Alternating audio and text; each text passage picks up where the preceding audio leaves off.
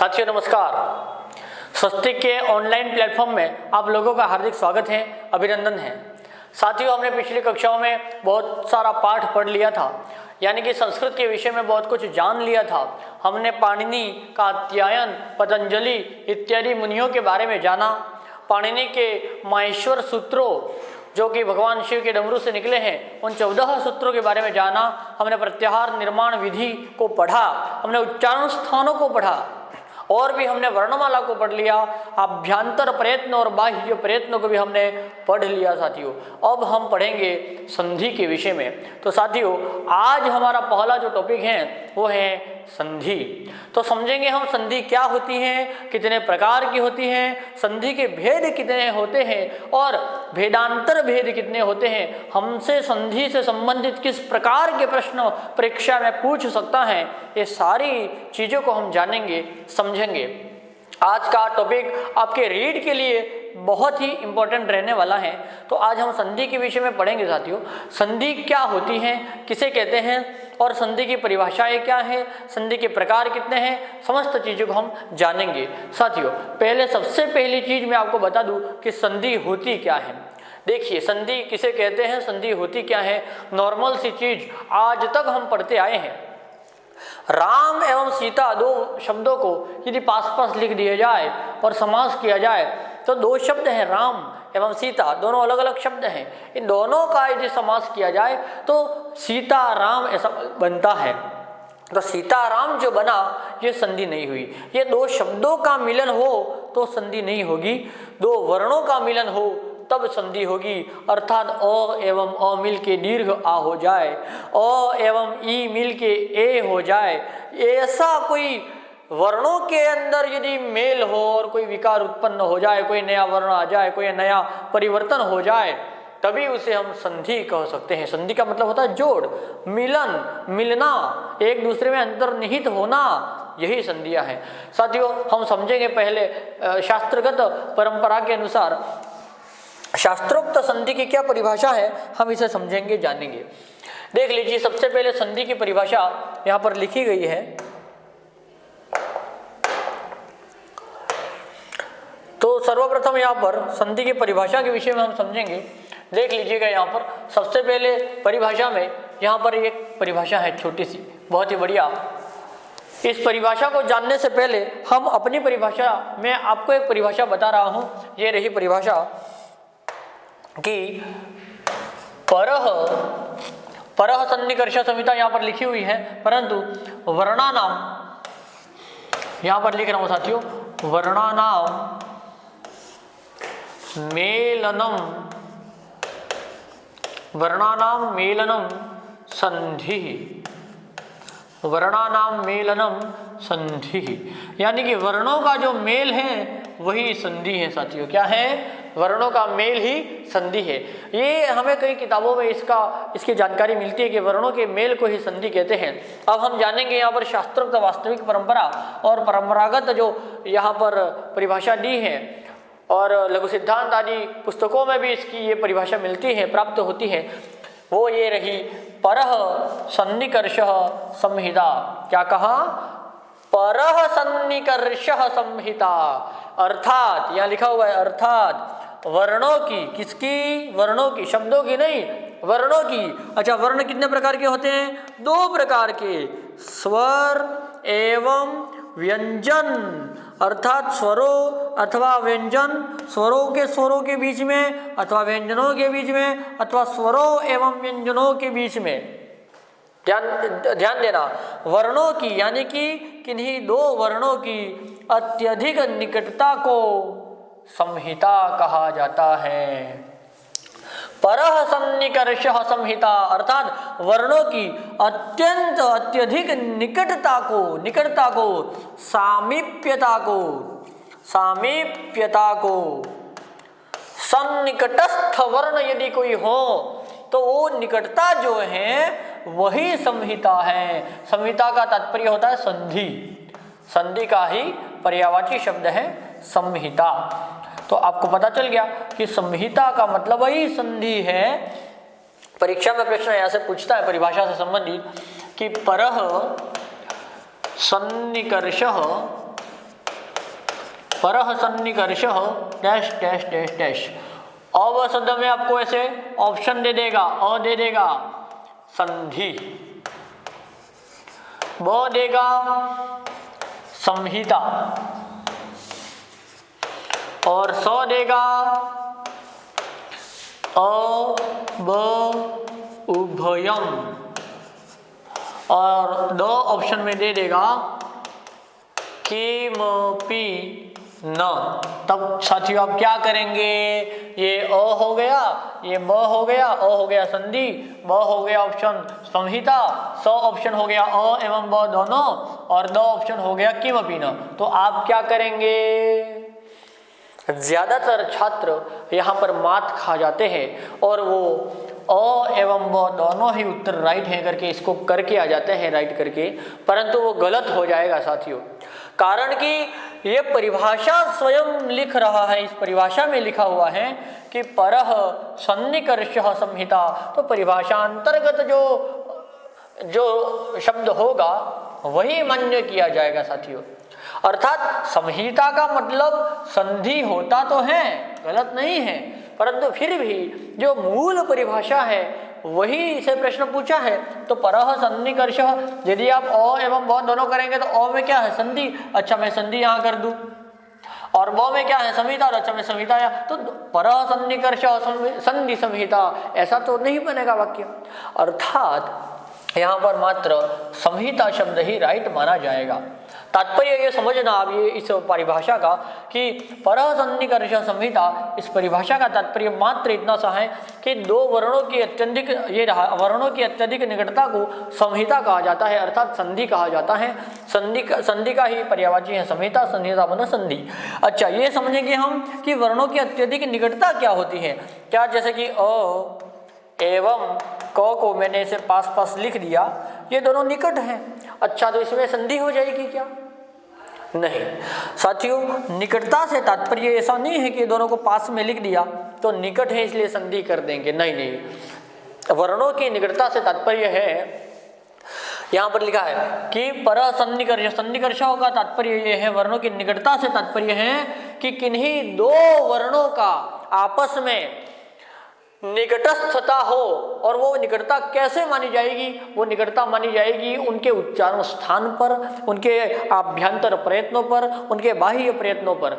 समझ पा रहे हैं आप कि किन्हीं दो वर्णों की यदि निकटता समझी जाएगी, किन्हीं दो वर्णों में मिलन होगा तो तभी होगा जब या तो उनका उच्चारण स्थान समान है या उनका आभ्यंतर प्रयत्न बाह्य प्रयत्न समान है, यानी कि उस शब्द का और दूसरे अन्य शब्द का जिन दो वर्णों में मेल करना है, उन दोनों ही वर्णों के उच्चारण स्थान, आभ्यंतर प्रयत्न, बाह्य प्रयत्न, ये सारी चीजें उनकी निकटता है कि नहीं इसमें कारगर सिद्ध होंगी, वो सारी चीजें देखी जाएंगी। जिस प्रकार किसी व्यक्ति का किसी लड़की के साथ विवाह होगा तो दो लोगों के अंदर जब विवाह होगा तो वहाँ पर भी जाति देखी जाती है, वहाँ पर भी एक दूसरे का सामंजस्य निकटता देखी जाती है, एक दूसरे के अकॉर्डिंग उसके गुण धर्म नक्शे क्रियाकलाप सारी चीज़ें देखी जाती हैं, तभी दो लोगों के अंदर मिलन होता है, उनके विवाह होता है। ठीक उसी प्रकार जब दो वर्णों में संधि होगी तो दोनों ही वर्ण किस जाति के हैं, अर्थात यानी कि किस उच्चारण स्थान के हैं, किस आभ्यंतर प्रयत्न के हैं, किस प्रकार के बाह्य प्रयत्न के हैं, ये प्रयत्न उच्चारण स्थान आभ्यंतर प्रयत्न इनके आधार पर ही उन दोनों वर्णों की निकटता समझी जाती है। अगर यदि वो आपस में सन्निकटस्थ वर्ण है तभी उन दोनों में संधि होगी। समझ में आ रहा है। देखिए हम आगे बढ़ते हैं। अच्छा समझते हैं पहले जो परः सन्निकर्ष संहिता परिभाषा को ध्यान में रखना। वर्णों की अत्यधिक निकटता को संहिता कहा जाता है, अर्थात संधि कहा जाता है। आगे बढ़ते हैं। वो संधि संस्कृत व्याकरण में संधि के 3 भेद होते हैं। संधि के कितने भेद होते हैं साथियों? 3 भेद। कौन कौन से वे इस प्रकार हैं? पहली होगी स्वर संधि। कौन सी होगी? स्वर संधि। अच्छा स्वरों को ही अच भी कहा जाता है, अतः यहां पर मैं लिख रहा हूं अच संधि। उसके बाद में दूसरे नंबर पर हो गई व्यंजन संधि। व्यंजनों को हल भी कहा जाता है, इसीलिए मैं लिख देता हूं हल संधि। उसके बाद में हो गया विसर्ग संधि। तो 3 प्रकार की संधियां हो गई, स्वर अथवा अच संधि, व्यंजन अथवा हल संधि एवं विसर्ग संधि। साथियों, परः सन्निकर्षः संहिता ने परिभाषा ने बता दिया कि 2 वर्णों की अत्यधिक सामीप्यता, अत्यधिक निकटता हो तो उन दोनों वर्णों में आपस में संधि होगी, और वो संधि 3 प्रकार की होगी। देखिएगा, भट्टोजी दीक्षित के द्वारा मध्य सिद्धांत एवं व्याकरण सिद्धांत कौमुदी में एवं सेकेंड ग्रेड, फर्स्ट ग्रेड एवं कॉलेज लेक्चरार आदि के परीक्षाओं में पंच संधि प्रकरणम ऐसा वर्णन आता है। परंतु अभी फिलहाल में हम कक्षा 6, 7, 8 के स्टैंडर्ड में पढ़ाने जाएंगे रीट के शिक्षक, तो इसमें सिर्फ 3 ही संधियों का वर्णन है। अर्थात कक्षा 6, 7, 8 के स्टैंडर्ड में मात्र 3 ही संधियां हैं, स्वर संधि, व्यंजन संधि एवं विसर्ग संधि। स्वरों को अच भी कहा जाता है, जो कि हम वर्णमाला के चैप्टर में हमने इसको पढ़ा है कि अच में सारे ही स्वर आ जाते हैं, इसी वजह से इसको स्वर कहा जाता है। हल में सारे ही व्यंजन आ जाते हैं, इस वजह से इसे हल संधि भी कहा जाता है। और उसके बाद में विसर्ग संधि। ध्यान दीजिएगा, जब स्वरों में संधि हो जाए, अर्थात प्लस से पहले भी स्वर हो, प्लस के बाद में भी स्वर हो, और दोनों स्वरों के मिलन से जो बनेगा वो भी स्वर ही होगा, ऐसी स्थिति जहां आ जाए वहां स्वर संधि होगी। यानी कि स्वरों से संबंधित संधि स्वर संधि है। व्यंजनों के बारे में, यदि स्वर के बाद में व्यंजन हो तब व्यंजन संधि। अच्छा, व्यंजन के बाद में व्यंजन के बाद में व्यंजन हो तब भी व्यंजन संधि। अच्छा, व्यंजन के बाद में स्वर हो तब भी व्यंजन संधि।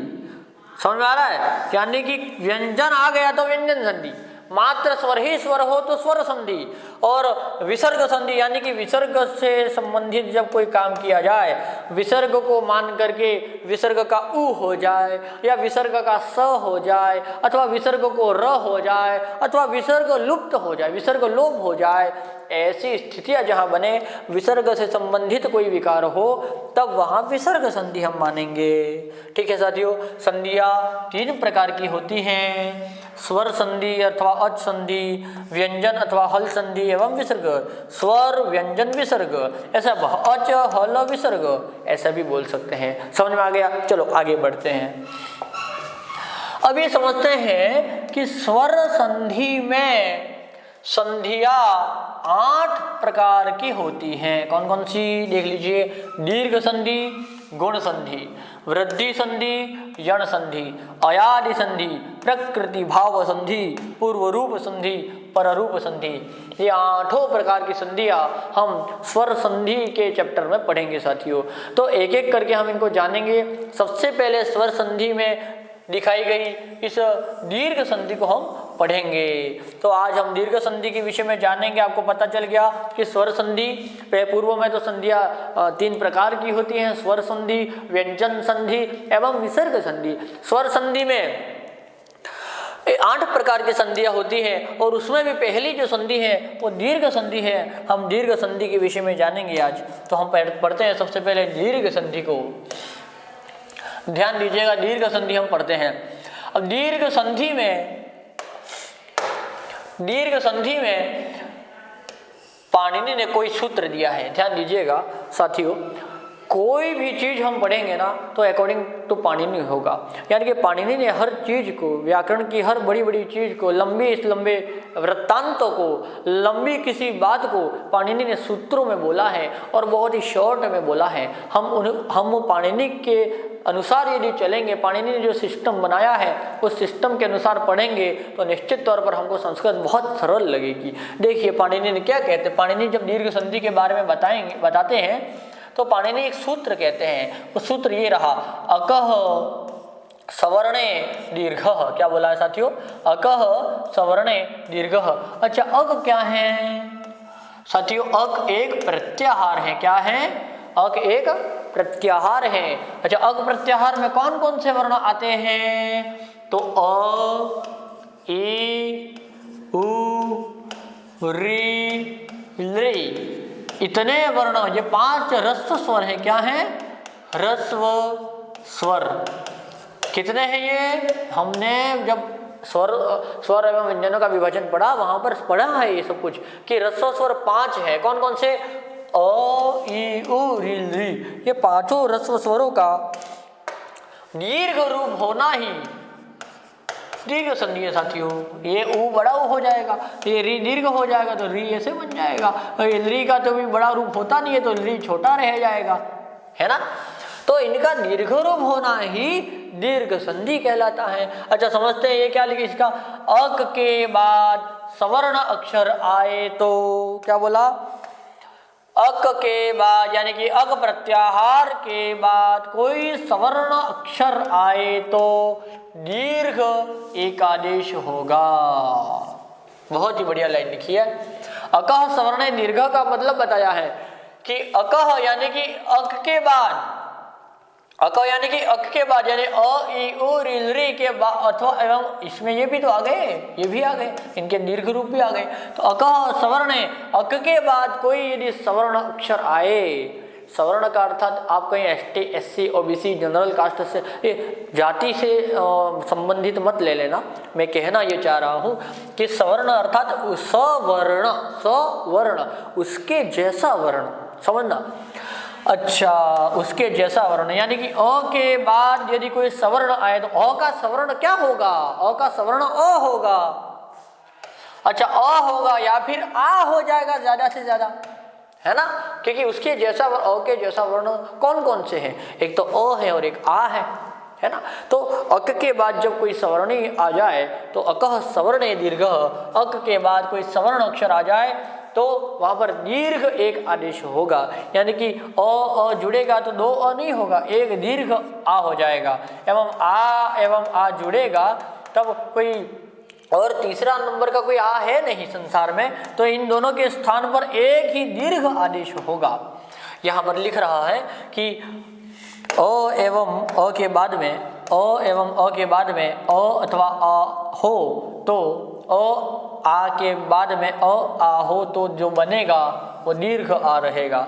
ई के बाद में ई हो अर्थात ई से ई जुड़े, ई से ई जुड़े, ई से ई जुड़े या ई जुड़े, यानी तो जो बनेगा वो दीर्घ ई हो जाएगा। उ के बाद में उ हो तो बड़ा उ हो जाएगा। री के बाद में री हो तो बड़ी दीर्घ री हो जाएगी। री के बाद में ली हो तो ली हो जाएगा, क्योंकि ली का दीर्घाभाव, कौन सा है, दीर्घ का अभाव है। ये ली का तो कभी दीर्घ रूप होता नहीं है साथियों, इसी वजह से ली का ली मिलेगा तो एक ही ली छोटा वाला ही रहेगा। बस इन पांचों रस्व वर्णों का दीर्घ रूप होना ही दीर्घ संधि है साथियों। क्या है, दीर्घ संधि। समझ लिया, क सवर्ण दीर्घ, के बाद सवर्ण अक्षर आए अर्थात उसके जैसा वर्ण आए तो दीर्घ एकादेश होगा। आ के बाद में आ आए तो आ, ठीक उसी प्रकार आगे भी। हाँ समझते हैं इसके कुछ उदाहरणों को। ओ आ के बाद में ओ आ आएगा तो दीर्घ आ हो जाएगा। मूर प्लस अरी, साथियों समझना इसको बढ़िया तरीके से।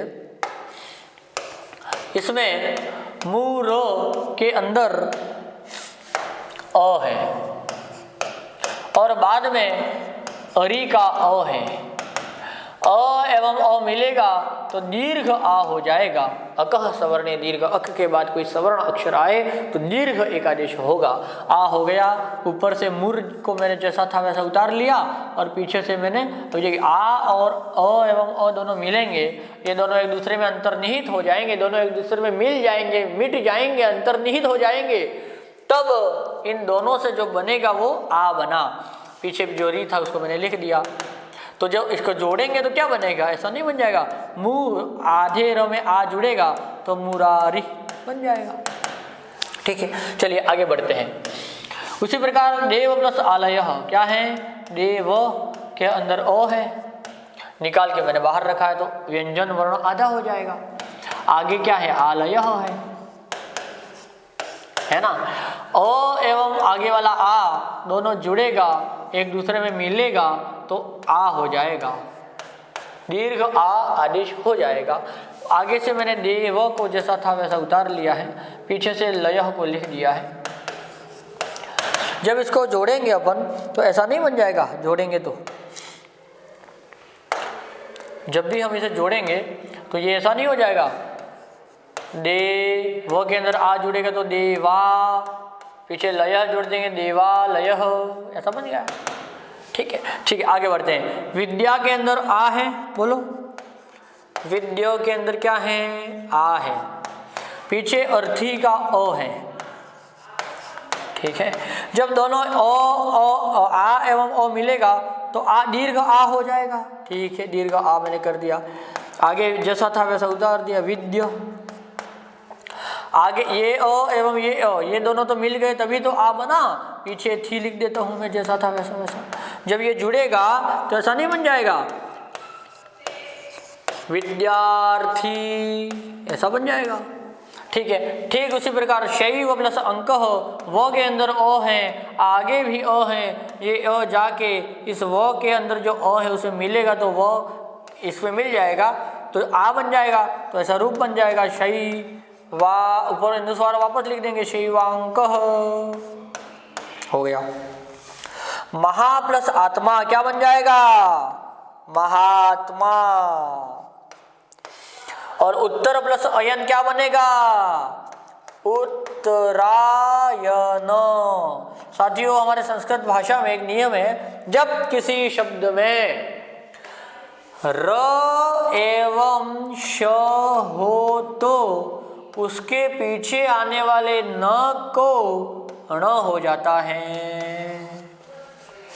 अब इस शब्द के अंदर र है, दिख रहा है, इसी वजह, और पीछे न भी आ रहा है, तो र के बाद यदि कोई न आता है तो वो न ण में परिवर्तित हो जाएगा। तो इन दोनों के मिलने से जो रूप बनेगा वो ये बन जाएगा, उत्तरायण। क्या बनेगा? उत्तरायण, ऐसा रूप बन जाएगा। ये न का ण हो गया, क्यों? क्योंकि बीच में र था, श होता तब भी हो जाता। चलिए, आपको समझ में आ गया। दूसरे नंबर की उदाहरण हम समझते हैं। ई के बाद में ई होगा तो दीर्घ ई हो जाएगा। इसको आप बना सकते हैं, कवि के अंदर क व, इसके अंदर ई है, ह्रस्व ई है, आगे इंद्र का ई है, दोनों ई मिलेगा तो दीर्घ ई हो जाएगा। और क वो को मैं जैसा है वैसा लिख देता हूँ, ये ई एवं ये ई मिल जाएगा तभी तो ई बना है बड़ा वाला। इंद्र को लिख देता हूँ, जब ये जुड़ेगा तो ऐसा बन जाएगा, कवींद्र। इसी प्रकार इसको जोड़ेंगे तो क्या बनेगा? बनेगा ना, कपी के अंदर ई है, पीछे वाला ई है, दीर्घ हो जाएगा, कपीशः बन जाएगा। मुनि प्लस इंद्र, इस नौ के अंदर ई है, आगे भी ई है, दोनों ई मिलेगा तो दीर्घ ई हो जाएगा। जब दीर्घ ई हो जाएगा तो क्या बनेगा? मुनींद्र, मुनींद्र बन जाएगा। अच्छा, इसी प्रकार हरि के अंदर ई है, आगे भी ई है, ये ह्रस्व ई है, ये दीर्घ ई है, दोनों मिलेगा तो एक दीर्घ आदेश होगा तो ऐसा बन जाएगा, हरीशः। समझ पा रहे हैं? चलिए, श्री के अंदर ई है, ईशः के अंदर ई है, ये दीर्घ ई है, ये ह्रस्व ई है, दीर्घ और ह्रस्व दोनों ही ई मिलेगा तो एक दीर्घ आदेश होगा। ठीक है, तो दीर्घ ई का आदेश हो जाएगा। ठीक है साथियों, तो दीर्घ ई का जो आदेश हो जाएगा तो यहाँ कर देता हूँ मैं, ये श्री है वो बड़ा हो जाएगा, श्रीशः बन जाएगा। आगे बढ़ते हैं, नारी धन ईश्वर क्या बनेगा? नारीश्वर। क्या बन गया? नारीश्वर, ऐसा बन गया। आप चाहें साथियों तो इसकी स्क्रीनशॉट भी ले सकते हैं, ले लीजिए, आपके काम आएंगी।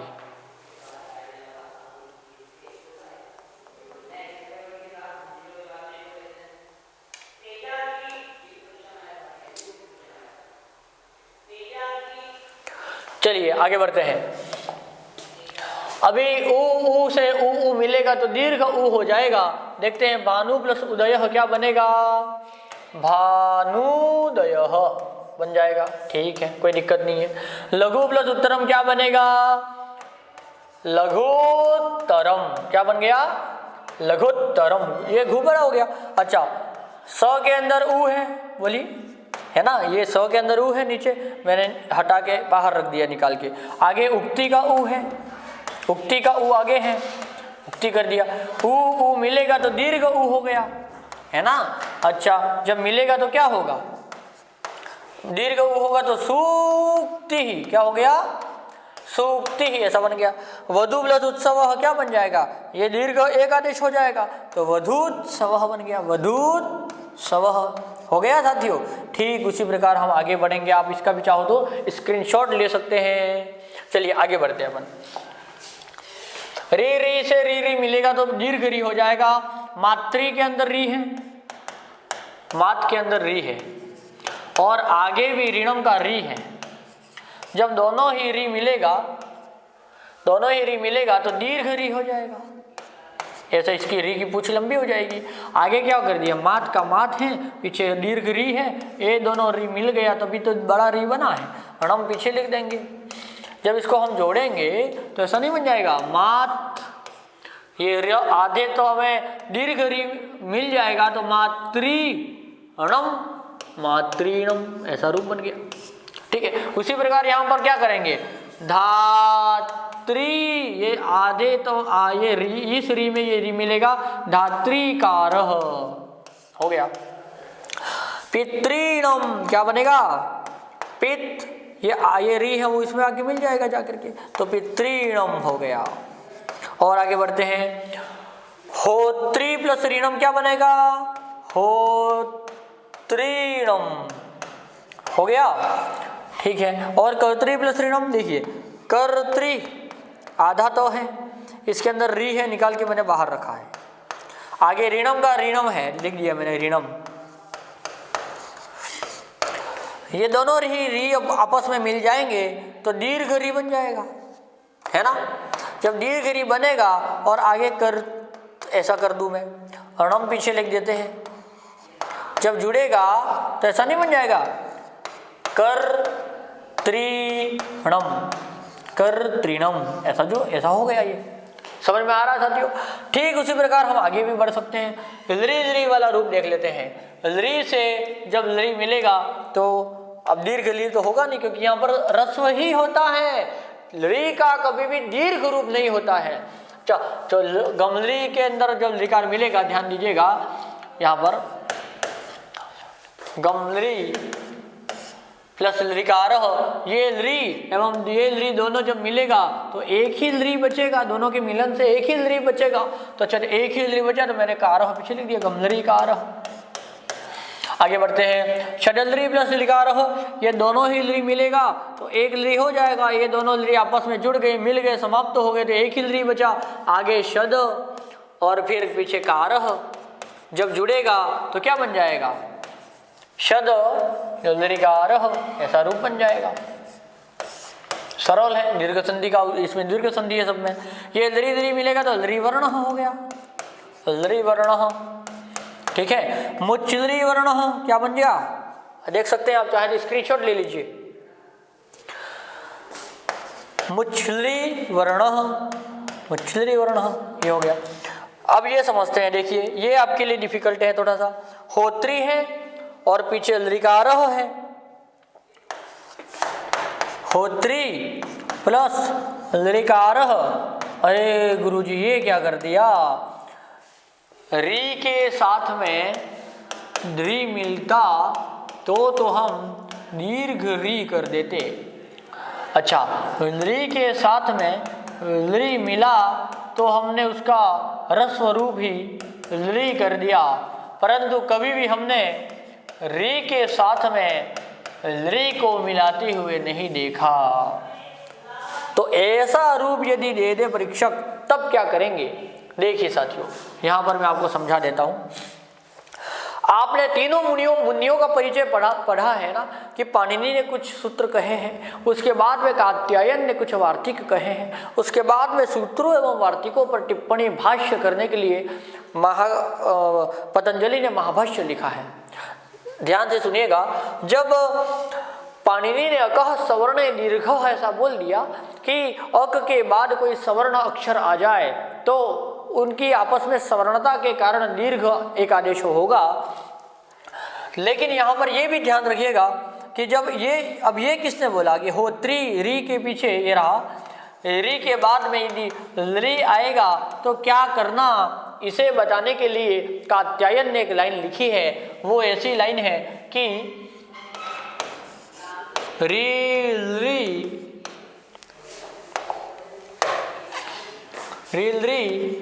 वर्णयोः मिथः सावर्ण्यं वाच्यम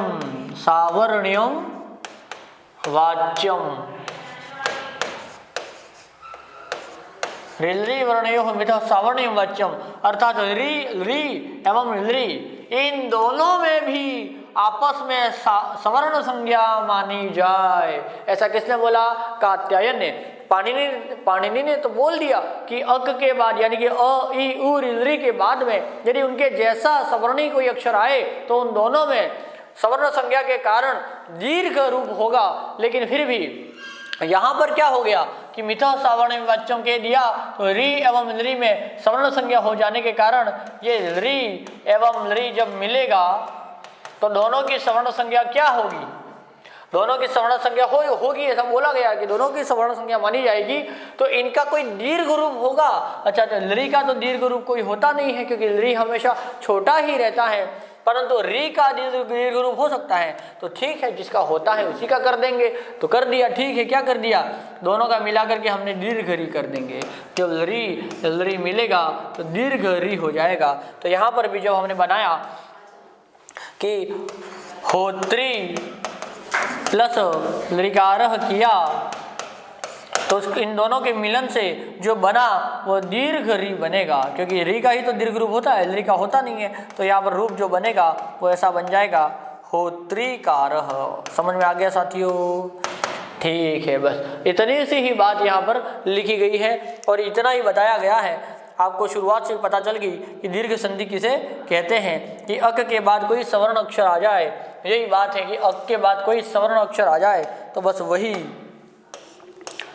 दीर्घ संधि हो जाएगी। आ के बाद में उसके जैसा ही कोई वर्ण अ अथवा आ जाए तो दीर्घ आ हो जाएगा। ई के बाद में उनके जैसा ही कोई सवर्णी यानी कि उनके जैसा कोई वर्ण आ जाए तो दीर्घ एक आदेश होगा, एक ही दीर्घ आदेश होगा। ई मिलके दो ई नहीं होंगे, एक ही ई होगा, लेकिन होगा कौन सा वाला? दीर्घ वाला। ठीक है साथियों, तो आज हमने दीर्घ संधि के विषय में जान लिया, हमने पढ़ लिया, हमें पता चला कि दीर्घ संधि कहते किसे हैं। सर्वप्रथम हमने पढ़ा था कि संधियों के प्रकार पढ़े थे। सब सर्वप्रथम कि 3 प्रकार होते हैं संधियां। स्वर संधि होती है, व्यंजन संधि होती है और विसर्ग संधि होती है। और स्वर संधि में सबसे पहली जो संधि है वही दीर्घ संधि है। तो दीर्घ संधि के विषय में हमने जान लिया कि अकः सवर्ण दीर्घः, कि अक के बाद यानी कि अ ई उ ऋ के बाद में कोई सवर्णी अक्षर आ जाए, उनके जैसा कोई वर्ण आ जाए तो दोनों को मिला के एक दीर्घ आदेश होगा। और दीर्घ संधि के कई सारे हमने उदाहरण भी जान लिए। साथियों, फिर से हम किसी नए टॉपिक के साथ में मिलेंगे। आज के लिए बस इतना ही। जय हिंद, जय भारत, धन्यवाद।